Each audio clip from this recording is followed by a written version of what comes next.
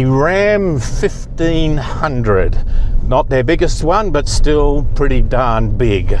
Alex Stewart is the General Manager for Ram Australia, Trucks Australia, I think is the correct title. Alex, you're bringing this one in not as just a big workhorse, it has more appeal to a more populous market? Absolutely, it's very much that family recreational work vehicle option. What the Ram 1500 offers is probably something that the rest of the market hasn't seen. It's a much more versatile vehicle. It provides a high level of luxury at the same point in time. It is fundamentally a work vehicle. So it's at home, dropping kids off at school as it would be on the work site.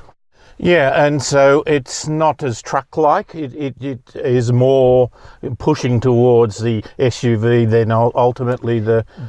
Definitely. It's very car-like in its characteristics, very easy to handle, not at all daunting in its approach to traffic, and I think the aspects of its handling, performance, its dynamics, and the features that it offers the driver by way of safety are as superior as you'll find in the market. Bit of Americana, isn't it? Oh, like it is American. There's no question about it. It's big. Well, here you are, Alex Stewart, with your distinctive accent. Perhaps you are epitomising its more broader appeal. I think we're all global these days. Yeah. Scotland is a very small country. I think it's a population of 5,000, and people often say about 5 million and 4,900,000 work overseas. Now, we often see them as the hay bale in the back and towing the horse float. You see broader markets within the Australian context?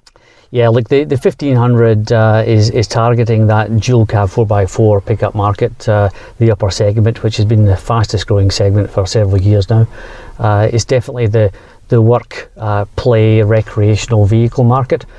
People these days are looking for more product, higher specification, more versatility, and the Ram 1500 will definitely offer that, for those customers. It's also got market, you're saying, like the Grey Nomad, that, to tour around where you may have taken on a bit of toughness as adventure, this actually makes it far more comfortable. Oh, look, it's leisurely, it's comfortable, it's luxurious. The features the vehicle offers, for the retired couple or the family of 5 is all there.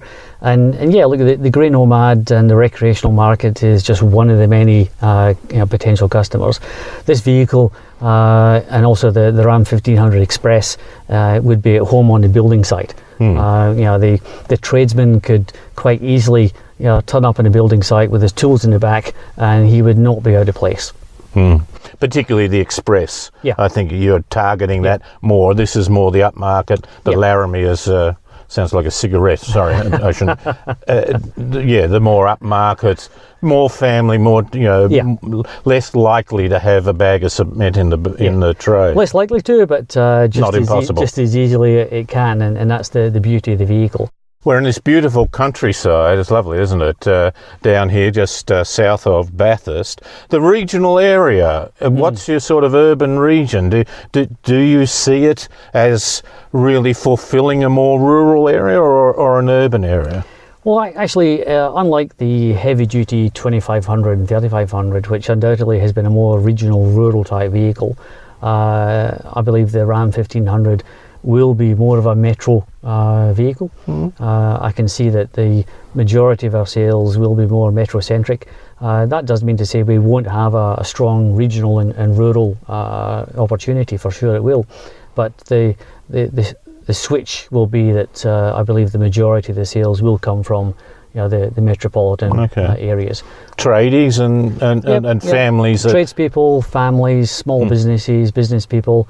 It's the ideal opportunity for someone to reward themselves for a job well done or a good year in business, to have a work recreational type vehicle.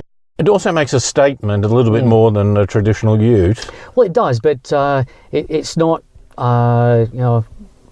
too over the top. I think, and again, coming from the transport automotive industry, if you turned up on a job site with your Mercedes, you might be frowned upon somewhat for different reasons. But if you turned up in your Ram 1500, I think that would be quite acceptable. The additional stuff, you don't provide things like a bull bar or that, but aftermarket will. I wonder whether a bull bar on the front of this might almost make it like a Kenworth. I mean, it's a big car and the nose is very solid. That would almost make it a bit more agricultural, I think. Oh, look, for sure, and there's still a strong demand for those types of accessories in the country, in the rural markets. And whilst we don't offer a bull bar as original equipment, there are a number of suppliers in the aftermarket who already produce genuine approved and ADR approved equipment that will fit the Ram, and those I think would quite easily service the market. Yes, I still think that I feel more car-like, and of course you were saying it may depend on whether you want the more traditional front of a truck type bull bar. Yeah, I mean there's the four-poster type bull bars with the brush guards, and undoubtedly very much a country rural requirement. And then there's the more aerodynamic aluminium bars that might be more suited for the long distance touring type application. But again, because the majority of sales, I believe, will come from our metro areas, the vehicle with a bull bar is not necessarily metro friendly in that respect. But the vehicle's design itself is quite easily suited. It's an expanding part of the market. You're projecting after, once you're 3 years in the market, 4,500. I mean, that's $400 to $500 million of turnover, plus servicings and other things. It's not a little toy in a very narrow sense. No, absolutely not. In 3 years' time, we'd be aiming to have 10% of the particular segment of that dual cab 4x4 market.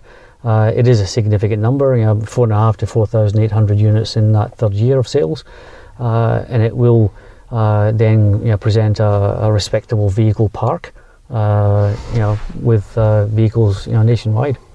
10% of all dual cabs? No, of the upmarket ones, of the bigger ones. Yeah, okay. Of the upmarket. 10% of that upper segment, $57,000 and above. Yeah.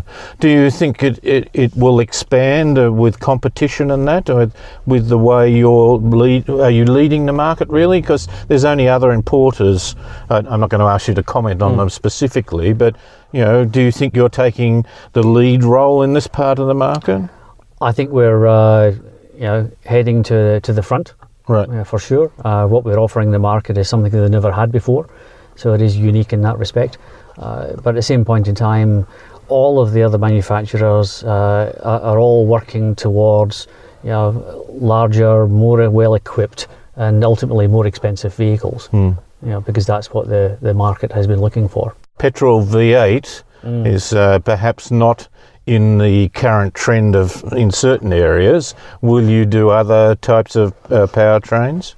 Well, I think the Ram 1500 with the 5.7 V8 Hemi basically is bringing the V8 back to the market.